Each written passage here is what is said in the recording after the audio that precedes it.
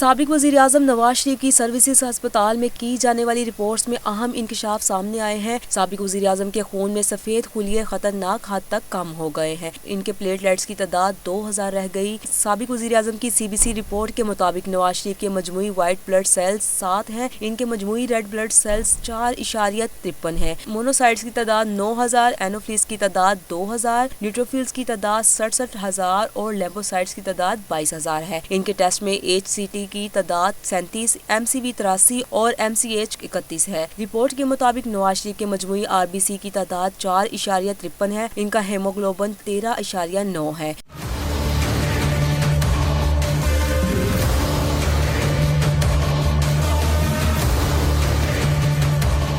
Medical board کے سربراہ doctor Mahmood Ayaz کا کہنا ہے، نواز شریف کے کچھ ٹیسٹ تسلی بخش ہیں، کچھ نہیں۔ جو تسلی بخش نہیں، مسلم لیگ نون کے قائد کے پلیٹلیٹس کی تعداد آٹومیٹک اور مینول دونوں طریقوں سے چیک کیا گیا۔ میڈیکل بورڈ نے نواز شریف کے جسم کے کسی بھی حصے سے خون بہنے کا خدشہ بھی ظاہر کر دیا۔